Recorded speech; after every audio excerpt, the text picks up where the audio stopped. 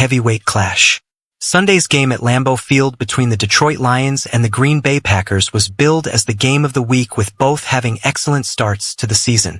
But it was never really a contest, as the Lions raced out to an early lead and eventually prevailed 24-14 against their NFC North rivals.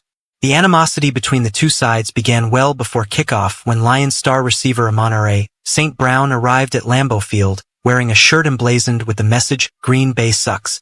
And St. Brown was impactful in the early proceedings, catching a touchdown pass on Detroit's opening possession of the game in rainy Wisconsin. Lions defensive back Kirby Joseph intercepted Packers QB Jordan Love and took it all the way back for a touchdown before halftime to further extend the traveling team's lead. And when Jahmyr Gibbs ran for a score midway through the third quarter, Detroit's lead was at 21 points and the game was essentially over. Green Bay scored a field goal and a late touchdown to reduce the deficit to 10, but it was all inconsequential as the Lions extended their winning run to 6 games and cemented their position as the best team in the NFL at the moment. I'm not shocked one bit that we came over here and played pretty good football out in the elements, Lions head coach Dan Campbell said afterwards, alluding to his own team's domed stadium. "We are built for this, and it doesn't matter just because we play indoors. It doesn't matter. We can play anywhere. We can play in the snow. We can play in the rain. Play in the mud. That is just us, and we are built to win, man." During the Lions' winning run, quarterback Jared Goff has been playing some excellent football with an 82.8 completion percentage, 13 touchdowns, 1 interception, and a 140.1 passer rating in that stretch.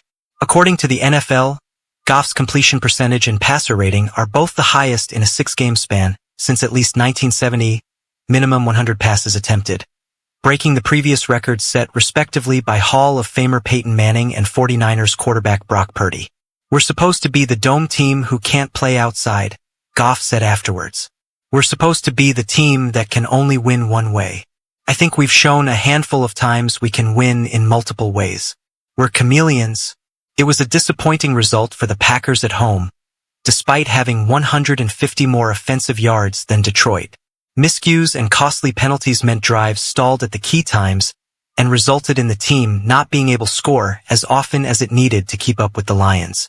The Packers fall to 6-3 and head onto their bye, while the Lions improve to 7-2 and travel to face the Houston Texans in Week 10. It is the first time in the Super Bowl era the Lions have started 7-1 or better, with the only other time coming in 1956 per the NFL. Saquon Barkley athleticism leaves Eagles speechless. Saquon Barkley is no stranger to producing highlight-worthy plays of special athleticism. But he might have outdone all of his previous moments of individual skill on Sunday during the Philadelphia Eagles' 28-23 victory over the Jacksonville Jaguars. In the second quarter of the game at Lincoln Financial Field, the 27-year-old received a pass from quarterback Jalen Hurts on a key third down, still needing to evade 2 defenders to reach the first down marker. He first sidestepped one defender and then spun away from another. And with the first down cemented, Barkley produced what Eagles head coach Nick Sirianni said afterwards was the best play he's ever seen. Facing the wrong way and without looking, Barkley leaped into the air and hurtled over the incoming cornerback Jarrian Jones, who flew past before Barkley was eventually tackled. The replay of the moment on the big screen at Lincoln Financial Field elicited huge cheers while Barkley took a moment to recover on the sidelines. The official NFL X account commented that Barkley was not of this world, and Sirianni was equally dumbfounded after the Eagles' victory. What I think is so cool is there are going to be kids all over the country and all over Philadelphia. I really think about that, trying to make that play and talking about that play and simulating that play as they play backyard football or pee-wee football, he told reporters. They aren't going to be able to make it because I think he's the only one in the world that can do that. I'm speechless. It was unbelievable. I can't say enough about how athletic he is. Eagles defensive end Josh Sweat said he felt like a fanboy for a quick second while watching Barkley's play. That acrobatic moment was the exclamation point on a productive day for Barkley, who was the difference for Philadelphia on Sunday. He had 199 total yards, 159 on the ground and 40 through the air, as well as a rushing and receiving touchdown. Hurts also added 3 touchdowns himself, 2 passing and 1 rushing, as the Eagles improved to 6-2 while the Jags fell to 2-7. Historic Ravens performances in win. The Baltimore Ravens put in a dominant performance to return to winning ways on Sunday, comfortably beating the Denver Broncos 41-10 at M&T Bank Stadium. More notable than the large winning margin, though, was the historic performances from two of Baltimore's key contributors. Quarterback Lamar Jackson has enjoyed an excellent start to the season, and that continued against the Broncos for the reigning NFL MVP, as he went 16 of 19 on his passing attempts for 280 yards, 3 touchdowns and no interceptions, resulting in a perfect 158.3 passer rating. It's the fourth time in Jackson's career that he has had a perfect passer rating in a game, the most ever in the Super Bowl era, as he moves ahead of such luminaries as Tom Brady, Peyton Manning, Kurt Warner, and Ben Roethlisberger.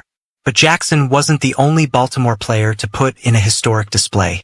Derrick Henry entered Week 9 as the NFL's leading rusher, and he enhanced that status with another 126 yards, as well as adding 2 touchdowns. It was the 21st time in Henry's storied career that he's rushed for at least 100 yards and 2 scores in a game, tying Hall of Famer Emmitt Smith for the third most such games in NFL history, trailing only Jim Brown and LaDainian Tomlinson.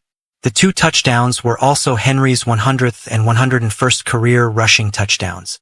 Playing in his 128th career game, he ties Adrian Peterson for the 5th fewest games played to reach 100 career rushing touchdowns. Henry's signing in the offseason has added another element to the Ravens' offense, and it has paid dividends through the first half of the NFL season, with both he and Jackson performing at extremely high levels. After Baltimore improved to 6-3, Henry described what it's been like playing alongside Jackson. He's dangerous with his arm, and I think he showed that today. If you want to take away him running the ball, he'll go over your head and throw it, Henry told reporters. If he has to run it, he'll do that as well. Hats off to him. He's an engine that makes this thing go. MV3